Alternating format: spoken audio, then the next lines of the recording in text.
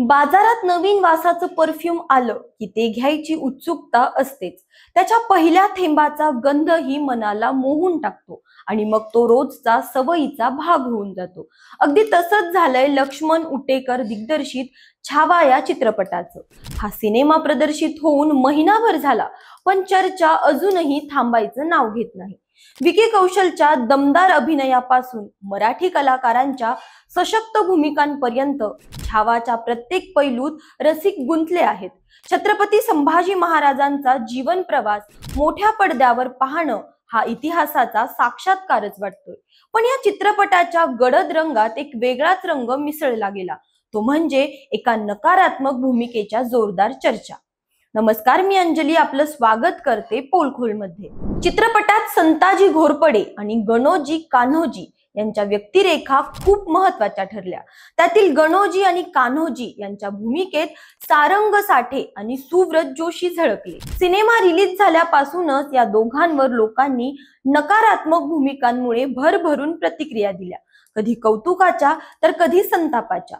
विशेषतः सुव्रत जोशी बद्दल तर लोकांचे मत ठाम होतं. आम्हाला तुझा प्रचंड राग आला. या चर्चेबद्दल आणि प्रेक्षकांच्या संमिश्र प्रतिक्रियांबद्दल नुकत्याच दिलेल्या मुलाखतीत सुव्रतने मोठ्या उत्साहाने भाष्य केलं. लोकांना खूप राग आला, इतका की काहींनी तर मला मेसेजमध्ये शिव्याही दिल्या, पण तेच माझ्यासाठी खऱ्या कलाकाराचं यश आहे. प्रेक्षकांना पात्रावर राग आला म्हणजे मी ते पात्र जिवंत केलं. मात्र छावाच्या प्रीमियरला तो उपस्थित नव्हता, याची अनेकांना उत्सुकता होती. प्रीमियरच्या वेळी मी एम्स्टरडॅमला होतो. तिथे नाटकाच्या महोत्सवात प्रमुख पाहुणा म्हणून मला आमंत्रण मिळालं होतं, त्यामुळे मी तिथे होतो आणि इकडे सिनेमा प्रदर्शित झाला. सुव्रत जोशीने सांगितलं की त्याने छावासाठी 2 वेगवेगळ्या भूमिकांसाठी ऑडिशन दिलं होतं. ही भूमिका त्याच्याकडे कशी आली याचा किस्साही त्याने शेअर केला. मी हिंदीत काम करायच्या आधीही अनेक ऑडिशन्स दिल्या होत्या. त्याच पद्धतीने छावासाठीही ऑडिशनची संपूर्ण प्रक्रिया पूर्ण केल्यानंतर मला या भूमिकेसाठी निवडण्यात आलं. त्यामुळे मी ती पूर्णपणे स्वीकारली आणि खुलवली. एका कलाकारासाठी प्रेक्षकांचा प्रतिसाद खूप महत्वाचा असतो. जर लोक एखाद्या नकारात्मक पात्राला शिव्या घालत असतील तर ते माझ्या कामाचं यशच आहे. भूमिका जिवंत करण्यासाठी आणि इतिहासाच्या मागे असलेलं वास्तव पडद्यावर आणण्यासाठी त्याने घेतलेली मेहनत यशस्वी ठरली.